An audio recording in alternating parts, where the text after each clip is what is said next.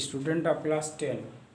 आज हम लोग फिजिक्स में electric generator AC electric generator के बारे में पढ़ेंगे।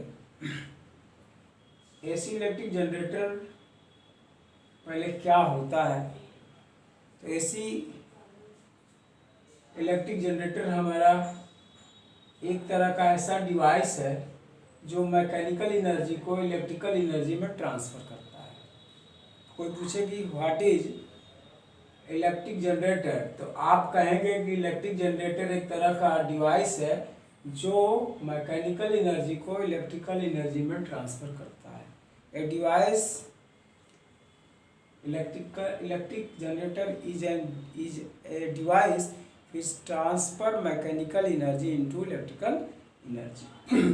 पहली लाइन है आपका यहाँ पे, electric generator AC it is a device which convert mechanical energy in electrical energy। ये ऐसा डिवाइस जो मैकेनिकल एनर्जी को इलेक्ट्रिकल एनर्जी में ट्रांसफ़र करे। इसका मतलब है मैकेनिकल एनर्जी माने कोई चीज़ हम अपने मैकेनिकल एनर्जी से करेंगे और वर्किंग करेंगे तो वह ट्रांसफ़र होगा इलेक्ट्रिकल एनर्जी में, मतलब कि यहीं पे वर्क करना पड़ेगा। अब प्रिंसिपल इसकी क्या है? प्रिंसिपल में it works on the principle of electromagnetic induction. पहला काम कि इलेक्ट्रिक जनरेटर इलेक्ट्रोमैग्नेटिक इंडक्शन के प्रिंसिपल पे काम करता है। इलेक्ट्रोमैग्नेटिक इंडक्शन का प्रिंसिपल क्या है कि अगर किसी मैग्नेटिक फील्ड में कोई कॉइल रोटेट करे या कॉइल को फिक्स करके मैग्नेटिक फील्ड को मोशन में लाया जाए, तो इसके नाते उस कॉइल में या कंडक्टर में इंड्यूस्ड पोटेंशियल डिफरेंस प्रोड्यूस हो जाता है जो उसमें इंड्यूस करंट प्रोवाइड करता है। यह फिनोमेना, ये मेथड आपका इलेक्ट्रोमैग्नेटिक इंडक्शन होता है। तो एक्चुअली ये हमारा जो इलेक्ट्रिक जनरेटर है वह किस प्रिंसिपल पर एक्ट करता है? इलेक्ट्रोमैग्नेटिक इंडक्शन पर। इसका मतलब ये हुआ कि इसमें भी एक कॉइल को मैग्नेटिक फील्ड में रोटेट कराया जाएगा या मैग्नेट को मोशन में लाया जाएगा, कॉइल को रेस्ट में रखा जाएगा। इसमें जो इजी वर्क होता है, मैग्नेटिक फील्ड में कॉइल को रोटेट कराना आसान होता है। तो पहला काम प्रिंसिपल इसके बारे में, it works on the principle of electromagnetic induction. ये हमारा इलेक्ट्रिक जनरेटर इलेक्ट्रोमैग्नेटिक इंडक्शन के प्रिंसिपल पे एक्ट करता है। इन एन इलेक्ट्रिक जनरेटर में mechanical energy is use to rotate a conductor.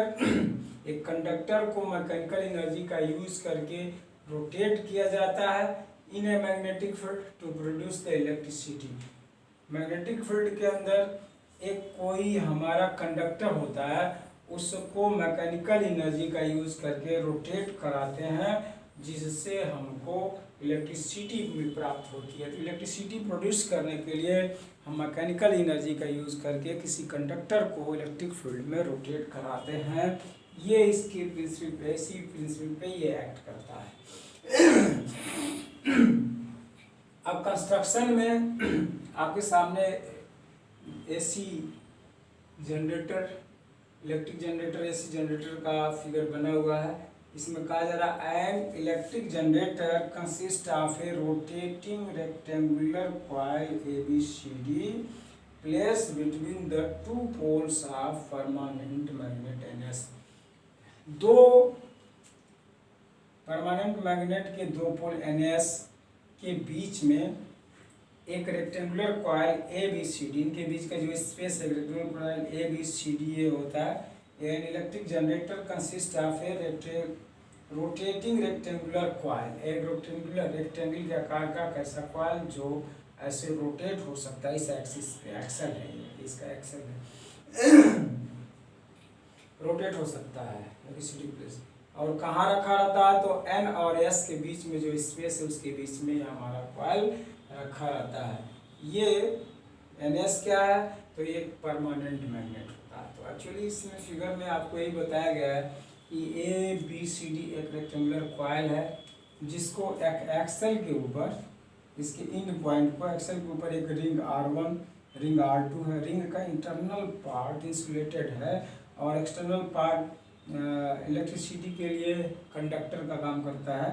उससे लिया करके इस रिंग को जोड़ दिया गया और रिंग से ये हमारा ब्रशेज जुड़े हुए हैं। ऐसे ही दूसरा रिंग लिया करके इस दूसरे रिंग R2 से जोड़ा गया है। ये जो रिंग होते हैं कंप्लीट रिंग होते हैं, स्प्लाइट नहीं होते हैं, कंप्लीट रिंग होता है। और दूसरी ब्रश B2 यहाँ जुड़ी हुई है। फिर यहाँ से ये गैल्वेनोमीटर का कनेक्शन है गैल्वेनोमीटर का कनेक्शन है। तो जब हम ये गैल्वेनोमीटर है, ये हमारी रिंग R1 और R2 वर्सेस B1 और B2 है। तो इसी B1 और B2 से एक्सटर्नल सर्किट में हमारे पास जो करंट प्रोड्यूस होती है वो मिलती है। तो कभी कभी ये करंट B2 से B1 के डायरेक्शन में रहती है, कभी कभी B1 से B2 के डायरेक्शन में रहती है। जैसे ये कॉइल हमारा रोटेट करेगा, तो कॉइल रोटेट करेगा तो उसके हाफ रोटेशन में करंट हमारी इस डायरेक्शन में रहती है B2 टू B1, और अगले हाफ रोटेशन जब इसका प्लस ये ले लेता है तो करंट का डायरेक्शन चेंज हो जाता है। अब ब्रशेज अपने जगह पर रहती हैं, रिंग स्विच चेंज हो जाती हैं। तो अब उस बार करंट इस यहाँ पे हमारा DC BA डायरेक्शन में आता है और तब करंट की फ्लोइंग B1 से B2 में होती है। तो मतलब हर हाफ रोटेशन में करंट का डायरेक्शन इसमें बदलता रहता है, इसीलिए इसको AC जनरेटर कहा जाता है। तो मेन बात इसमें इलेक्ट्रिक जनरेटर AC हमारा है क्या, एक ऐसा डिवाइस है जो मैकेनिकल एनर्जी को इलेक्ट्रिकल एनर्जी में ट्रांसफ़र करता है। प्रिंसिपल क्या है, तो ये इलेक्ट्रोमैग्नेटिक इंडक्शन के प्रिंसिपल पे काम करता है।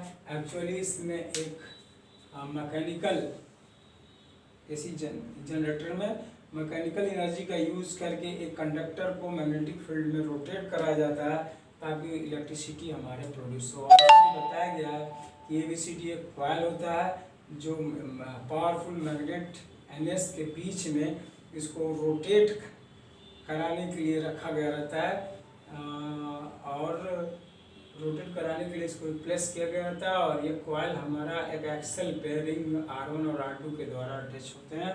फिर ये एक्सटर्नल सर्किट जो है B1 और B2 ब्रशेज B1 और B2 से कनेक्ट होते हैं और बाहर वाले सर्किट को गैल्वेनोमीटर से जोड़ा जाता है।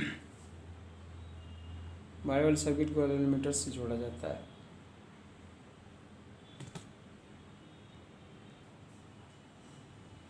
स्टूडेंट्स, जो आपको कंस्ट्रक्शन बताया जा रहा था उसमें ये बताया गया कि electric generator consist of rotating rectangular coil ABCD। ये ABCD रेक्टेंगुलर कॉइल कंसिस्ट करता है इसी generator, place between the two poles of permanent magnet NS के बीच में इसको प्लेस किया गया रहता है इस कॉइल को। फिर आगे the two ends of this coil are connected to the two rings R1 and R2।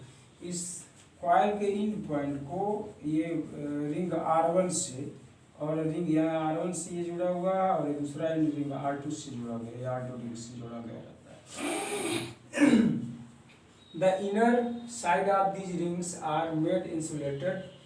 Ring का अंदर वाला पोर्शन जो इस एक्सेल पे रहता है वो इंसुलेटेड होता है, बाहर वाला जो कंडक्शन का काम करता है insulated. The two conducting stationary brushes B1 and B2। और ये जो हमारा दो हमारे ब्रशेज होते हैं B1 और B2 होते हैं, ये कंडक्टिंग ब्रशेज होते हैं। The two conducting stationary brushes B1 and B2 are kept pressed separately on the rings R1 and R2 respectively। दोनों रिंग पे बाहर से ये प्रेस किए रहते हैं, दबा करके दोनों ब्रशेज B1 और B2 रिंग R1 और R2 को दबाए रहते हैं और ये कंडक्टर होते हैं, कंडक्शन का काम करते हैं। तो rings R1 and R2 are internally attached to the n axis। और R1 और R2 एक्सेल के ऊपर ऐसे अटैच होते हैं ताकि एक्सेल के साथ ये रोटेट हो सके। एक्सेल पे रहते हैं, the axle rotate the coil. Axle coil को रोटेट करता है inside the magnetic field के बीच में एक्सेल कॉइल को रोटेट करता है। Brushes are connected to the galvanometer to show the flow of current in the circuit. और ये ब्रशों का कनेक्शन गैल्वेनोमीटर से जोड़ा जाता है ताकि एक्सटर्नल सर्किट में जो करंट प्रोड्यूस होती है उसका डिफ्लेक्शन हम देख करके जान सकें कि इसमें करंट प्रोड्यूस हो गई है। तो इस तरह से ये एसी जनरेटर का कंस्ट्रक्शन जिस तरह से है, जो पार्ट्स है उसका एक्सप्लेनेशन इस कंस्ट्रक्शन में बताया गया।